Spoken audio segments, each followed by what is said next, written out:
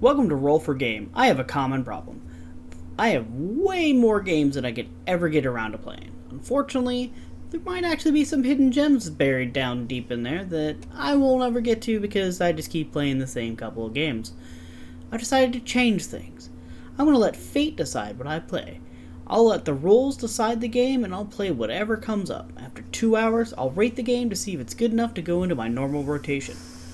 I'll rate each game in 5 categories with a possible score of 5 points in each.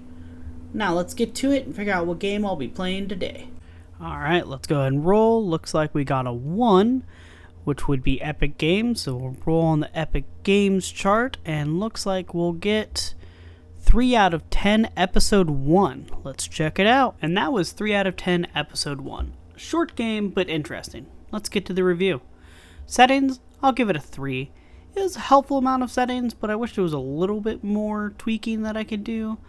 It was also annoying that I originally had to agree to send analytics to the company to even start playing the game. I could turn it off later in the settings, but I feel like it should have been optional from the start instead of just giving you the illusion, and if you didn't know to check in settings, you wouldn't know you could just turn that off. It does actually have a slider for colorblind mode, which is very interesting. If a game even has a colorblind mode, it's normally just on or off. Some of them might have like different settings for the different types of colorblind, but just a whole slider was actually very interesting.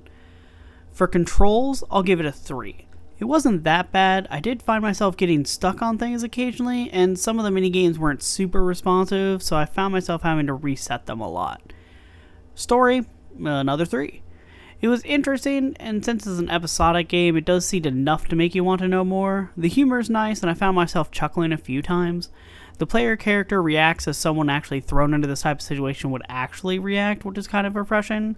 All the different characters, which, while caricatures, felt unique, so then when they told me to talk to someone, I knew exactly who I needed to go to instead of trying to remember who is who. Gameplay, shockingly enough, another 3. It was fun, with mini games to break up the wandering around, checking things out. It was very reminiscent of like old school point and clicks like Monkey Island or Torrens Passage. Enjoyment, another 3. It was fine, and I feel mildly compelled to continue the story, especially with what they seeded in at the end to make you want to keep playing. And there were also stars to collect and a final scoreboard at the end to see where you ranked actually among the different developers, which was nice. But I wasn't compelled to 100% it, especially since the first playthrough I managed to get into the top scoreboard anyway. This leaves us overall with a final score of 3. Shocking. It was fine.